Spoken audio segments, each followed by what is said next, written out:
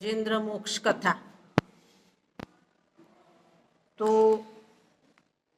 ગરુડ પુરાણમાં આનો ઉલ્લેખ છે જ.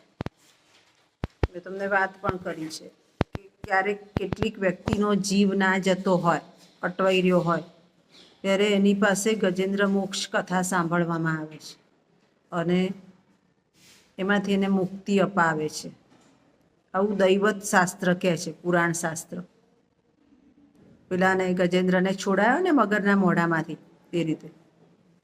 હવે અહીંયા કેટલીક બાબતો દૈવત શાસ્ત્રની છે અને કેટલીક બાબતો જીવનની છે. દૈવત શાસ્ત્ર પ્રમાણે, માઇથોલોજી પ્રમાણે જોઈએ તો રાજાએ એમ કે ઋષિને ગણકાર્યા નહીં, એટલે ઋષિએ શાપ આપ્યો. ત્યાં શું આપણને મળ્યું કે જ્યારે કોઈ કામ કરતા હોઈએ ત્યારે કોઈ વડીલ છે તો એને જવાબ આપવો એ આપણી ફરજ બને છે. ભલે આપણે મોટા સત્તાધીશ હોઈએ તો પણ આ બાબત જોવા મળી. બીજું કે એ ગજેન્દ્ર રૂપ ધારણ કર્યું પછી એને પગ પકડ્યો મગરે. તો એમ કે જીવનમાં પણ આવું થાય છે. તમે કોઈ કાર્ય કરતા હો ત્યારે મગરની જેમ કેટલાક તમને પગ પકડીને આગળ જવા દેતા નથી. થાય છે ને આવું કે નથી થતું? થાય છે કે નથી થતું? થાય કે ના થાય? આવું થાય છે. ત્યારે શું કરવું? તો ત્યારે આપણા કાર્યમાં જ જોડાયેલા રહેવું.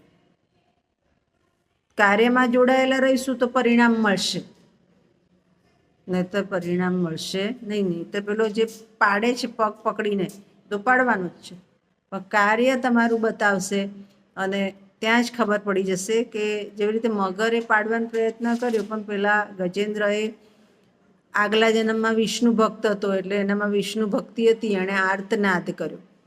હવે આર્તનાદ એટલે શું?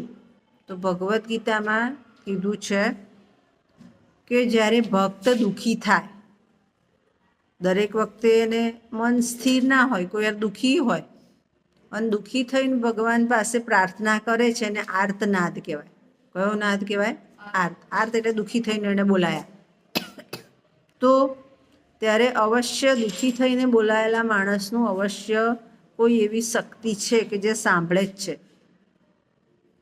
સમય તમારો ઠીક ના હોય તો એ સમયે નહીં, પણ પછી તો તમને ઉપયોગમાં આવે છે ઈશ્વર, અદ્વિતીય શક્તિ. પણ ત્યાં પણ પાછું શું બતાવ્યું કે તમે સત્ય હોવું જોઈએ, પ્રમાણિક હોવું જોઈએ અને વિશ્વાસ હોવો જોઈએ. અસત્ય હોય તો કંઈ ના આવે. આવે? ના આવે. એટલે ગજેન્દ્રની વાહરે વિષ્ણુ આવ્યા ત્યાં પણ આપણને બતાવ્યું કે એની ભક્તિ એવી છે કે આવે, બાકી અસત્ય હોય તો આવે નહીં. અને બીજું એ બતાવ્યું કે જેવી રીતે એનો મોક્ષ થયો એમ વળી પાછા ગરુડ પુરાણ તરફ લઈ ગયા કે કોઈ વ્યક્તિના જીવને મુશ્કેલી હોય તો એની પાસે ગજેન્દ્ર મોક્ષ વાંચવાથી એને આ ગરુડ પુરાણે કીધું છે કે એને જીવની મુક્તિ મળે છે. એટલે આ બધું છે જીવન દર્શન છે. આ જે છે કથામાંથી મહત્વ છે. ખ્યાલ આવી ગયો? સમજ પડી ગઈ? હા કે ના?